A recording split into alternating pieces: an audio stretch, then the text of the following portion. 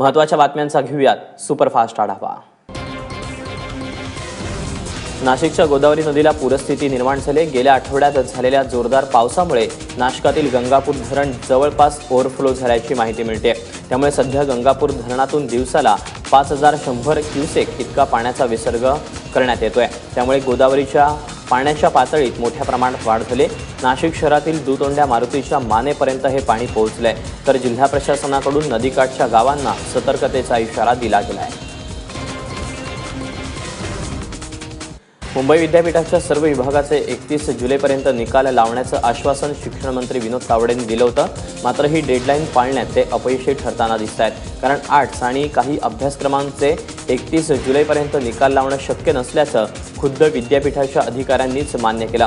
दरम्यान काल झालेल्या सर्वपक्षीय बैठकीत कुलगुरू संजय देशमुखांवर आमदारांचा रोष दिसून आला। त्यामुळे निकाल लागल्यानंतर कुलगुरूंची गच्छंती होण्याची दाट शक्यता आहे।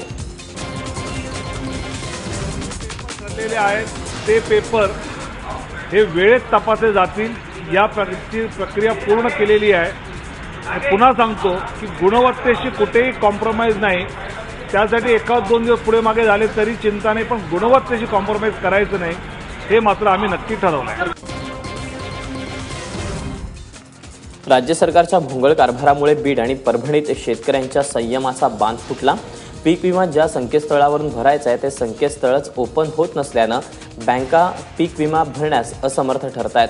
पीक विमा भरण्यासाठी आता फक्त 3 दिवसांचाच अवधी बाकी असल्यानं संतापलेल्या शेतकऱ्यांनी बीड आणि परभणीत बँकेच्या बाहेर ठिय्या मांडला। बीडमध्ये बँक उघडल्यानंतर फक्त 1-2 फॉर्म भरले गेले, त्यानंतर संकेतस्थळ बंद पडलं।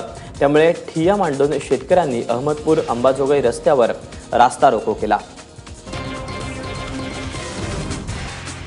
सरकारनं कर्जमाफीची घोषणा केली, पण आत्महत्याग्रस्त शेतकऱ्यांच्या कुटुंबियांनी कोणता फॉर्म भरायचा याबाबत शेतकरी कुटुंबात संभ्रम पाहायला मिळतोय। यवतमाळ जिल्ह्यात अनेक शेतकऱ्यांनी कर्जबाजारी आणि नापिकीमुळे आत्महत्या केल्यात। या आत्महत्याग्रस्तांचं कुटुंब सरकारच्या छत्रपती शिवाजी महाराज शेतकरी सन्मान योजनेसाठी पात्र ठरलंय, पण कर्जमाफीचा फॉर्म भरताना आत्महत्याग्रस्त शेतकऱ्यांच्या कुटुंबियांमध्ये कोणताही कॉलम नसल्याचं समोर आलंय। त्यामुळे शेतकऱ्यांच्या कुटुंबियांसाठी फॉर्मवर कुठल्याही प्रकारचा कॉलम नसल्याचं समोर आलंय।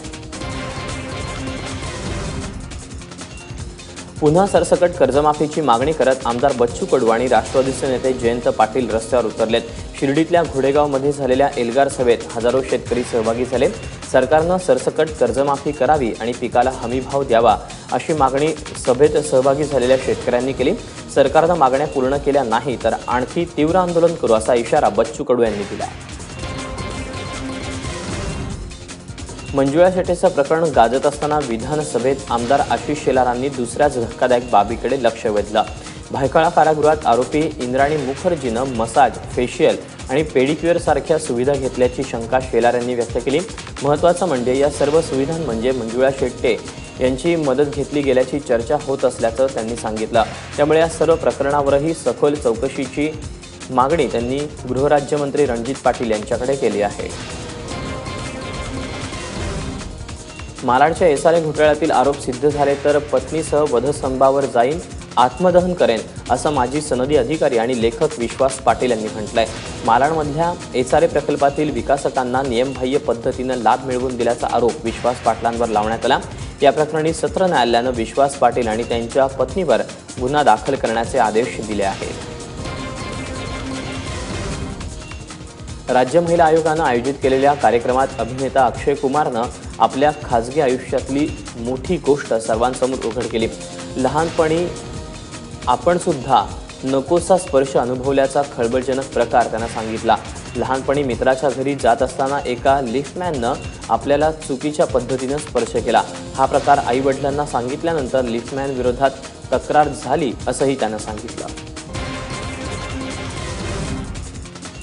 पुढील वर्षापासून म्हणजेच 2018 मध्ये इंटिग्रेटेड कॉलेजमध्ये प्रवेश घेऊ नका। इंटिग्रेटेड कॉलेजमध्ये प्रवेश घेतल्यास त्याची जबाबदारी सरकारची राहणार नाही असा इशारा विनोद तावडे यांनी दिलाय।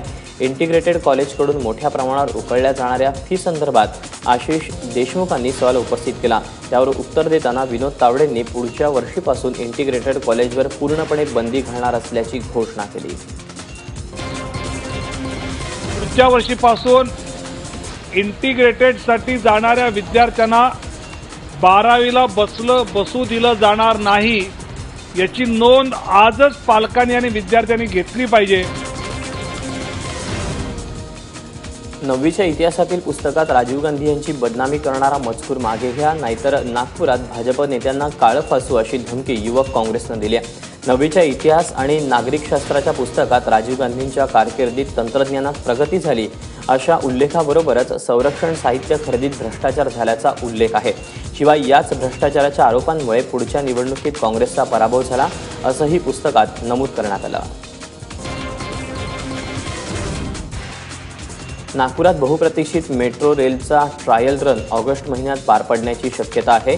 येत्या एका आठवड्यात नागपुरात मेट्रो रेल्वेचे डबे पोहोचतील. त्यानंतर RDSOची परवानगी मिळाल्यानंतर पहिला ट्रायल रन घेतला जाईल अशी माहिती नागपूर मेट्रोचे महाव्यवस्थापक ब्रिजेश देशमुख यांनी दिली. ट्रायल रन कोणत्या तारखेला घेतला जाईल हे अजूनही निश्चित नाही.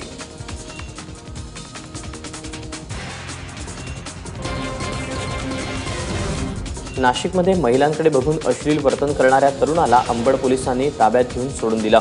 पोलिसांनी आरोपीला त्याच्या सहकार्याच्या जबाबदारीवर सोडून दिले.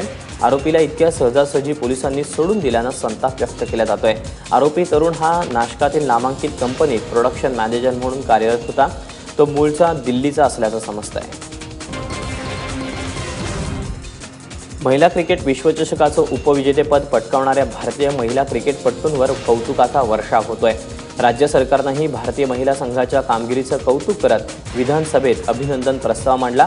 विश्वचषकात दमदार कामगिरी करणाऱ्या महाराष्ट्राच्या पूनम राऊत, मोना मेश्राम आणि स्मृती मानधना यावेळी विधानसभेत उपस्थित होत्या. मुख्यमंत्र्यांनी या तिघांनाही प्रत्येकी 50 लाखांचं बक्षीस जाहीर केलं आहे.